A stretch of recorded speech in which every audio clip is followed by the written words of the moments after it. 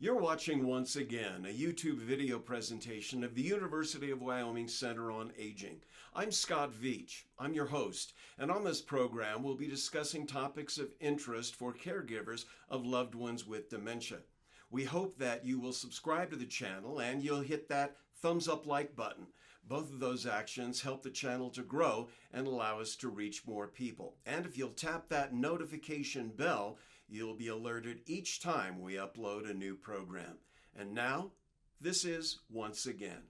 My guest today is Dr. Zoe Kriegel. She is an assistant professor at the University of Wyoming. She deals in speech and language therapy. That's what we're going to be talking about today, the role of speech and language pathologists in dementia care. And she has a bachelor's from Kent State, a master's from Bowling Green, and a PhD from Bowling Green. And with my lightning fast mind, I'm detecting an Ohio background in there. Is that right? That's right. So I was born and raised in Ohio and did my education in Ohio. And now I've had the pleasure to be in Wyoming for I'm starting my third year. All right, all right. Yeah. So what brought you to Wyoming? I mean, obviously the job, but what made you say, yeah, let's try the cowboy state? This university is amazing, and it's kind of situated in this really interesting space where it's the only four-year Mhm. degree granting institution in the state. And because of that, if there are any resources that need to be housed in a university setting, they're housed here. And Mhm. so that has created a really neat environment of collaboration. And for example, I've had the chance to work with you folks over in Waikoa, whereas I might not have had that opportunity in other places where it's not this kind of unique setting of the only institution. Mhm. And aside, the mountains are beautiful, so that certainly Sure. helped. Yeah. Well, thanks so much for being with us. Let's start at the beginning. So what exactly does the speech language pathologist do? That's a super loaded question, and I'm going to just focus my answer just on how speech language pathologists or SLPs can support folks living with dementia and their caregivers. So we work across the lifespan, but today we'll be focusing just on the ways we can support folks living with dementia. So we kind of focus on two areas that are relevant in that space. Number one is safe swallowing. And so we think about ways folks can safely swallow liquids and solids without risking the development of something called pneumonia. And then the second is helping to support satisfying and effective communication. Those that's kind of loaded too. Satisfying conversation or satisfying communication has a lot to do with relationships and the topic you're talking about and the communication skills that you have, or maybe a person is struggling with. And so we kind of work in those two camps of supporting safe swallowing and then supporting effective and satisfying conversation. So what exactly can the SLP do to improve things or maintain things? What are the options? What's available? There's so much that can change across someone's experience living with dementia and across even a caregiver's experience with their loved one with dementia. So that really changes based on the person's needs and where they are right now. And that may change in a few weeks or Mhm. months or years. So earlier in an individual's diagnosis or experience living with dementia, SLP services with memory and communication might focus on memory strategies. So, identifying really key pieces of information that someone wants to and needs to remember. A good example of this that can impact someone's life is potentially if there was a new grandchild that was born. So we have a new grandchild that's born, that's a new family member, and a new name, a new birthday. Maybe they want to remember the weight and length of that baby as they're telling their friends. And so there may be memory strategies that the person wants to practice to remember those key pieces of information that matter to them. And that might look like practicing at spaced intervals. And so this person may practice with a speech language pathologist and then may practice some at home with their care partner, remembering those pieces of information spaced out a little further, spaced out a little further, now 15 minutes from now, 30 minutes from now, an hour, and so on. Mhm. So those are some things in early experiences living with dementia where, okay, let's practice some memory strategies to really get those new memories solidified into the person's memory so that they can retrieve them and talk about them. Let's back up just a second. So the SLP is called in for help, comes onto the scene, meets the client, the person for the first time. What does the SLP look for? What are they evaluating? So again, these kind of broad buckets, and I'm going to focus just on communication for now. Sure. Um, think really asking the person what is going on in your life. So an SLP doesn't really operate like if you have a broken bone. If you have a broken bone, you can't really do anything with that. You have to go to the hospital. You have to get that taken care of. But communication isn't that black and white. And, you can't just look at somebody down the street and say, you're having a hard time communicating.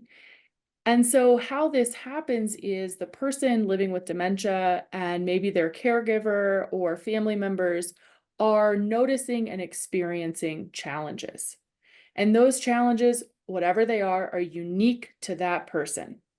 Maybe they're having a hard time remembering where they put their keys, for example, or having a hard time following a conversation, or organizing their thoughts for what they need to do that day.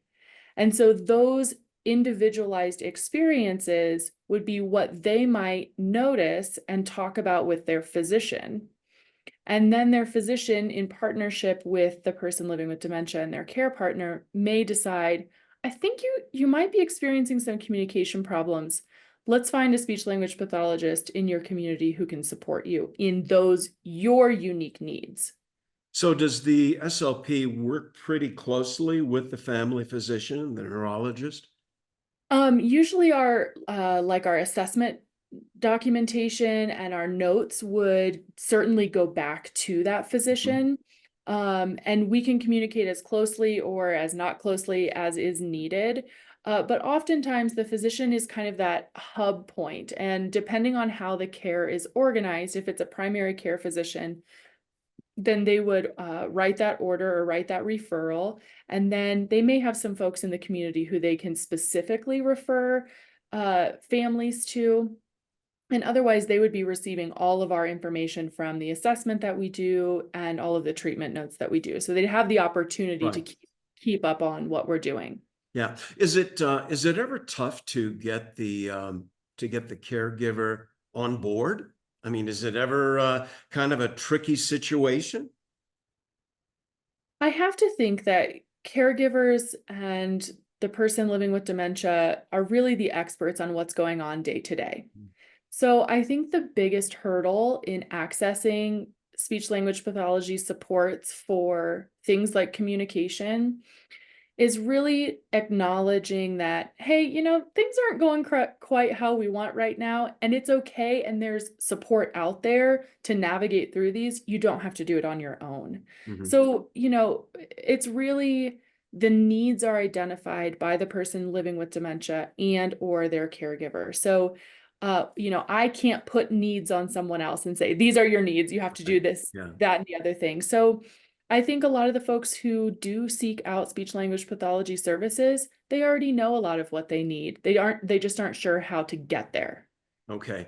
So as far as the SLPs are concerned, they're not miracle workers. Are there some situations where, yeah, just not going to be able to provide any assistance?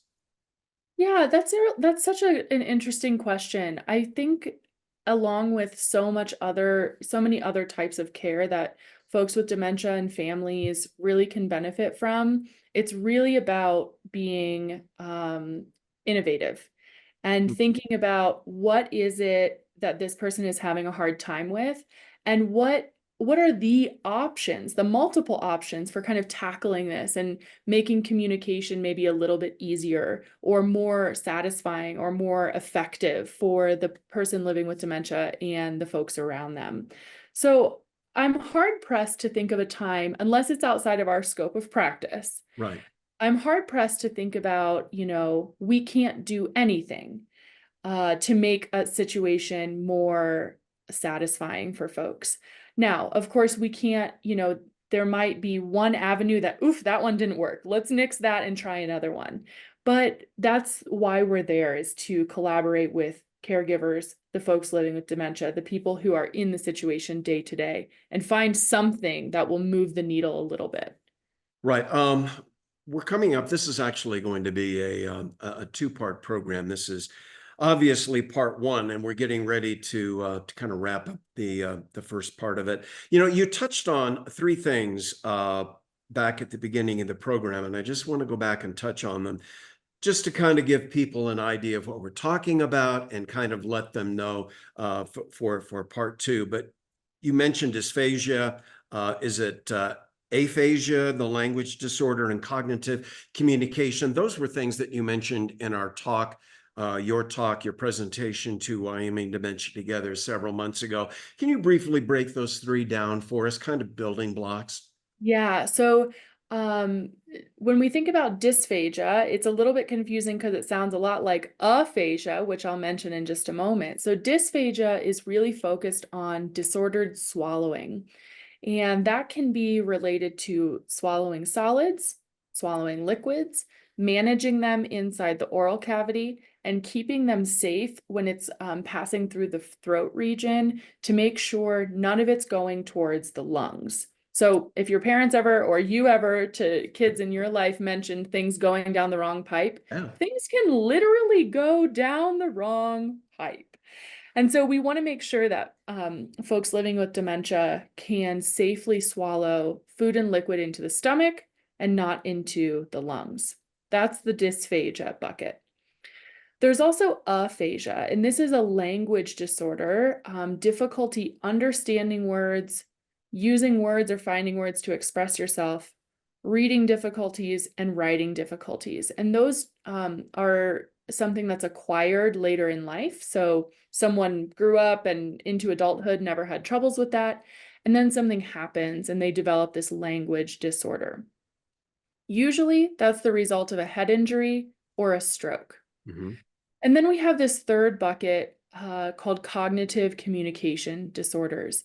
And that's really where we think about something like dementia, where difficulties problem solving, reasoning, judgment, and attention and memory can really play into the ability to communicate.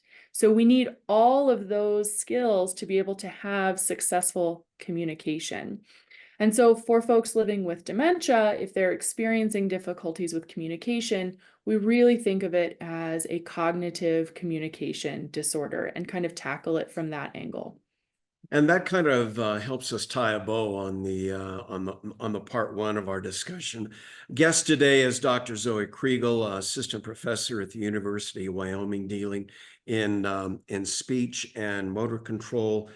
We've been talking about the role of speech and language pathologists in dementia care. Thanks so much for being with us, and we invite all of you to stay tuned. We've got part two coming up next. You've been watching once again a YouTube video presentation of the University of Wyoming Center on Aging. We hope, if you haven't done so already, that you'll subscribe to the channel and hit that thumbs up like button. Both of those actions help the channel to grow and allow us to reach more people. And if you'll tap that notification bell, you'll be alerted each time we upload a new video. Thanks so much for being with us. I'm Scott Veach. We'll see you again next time.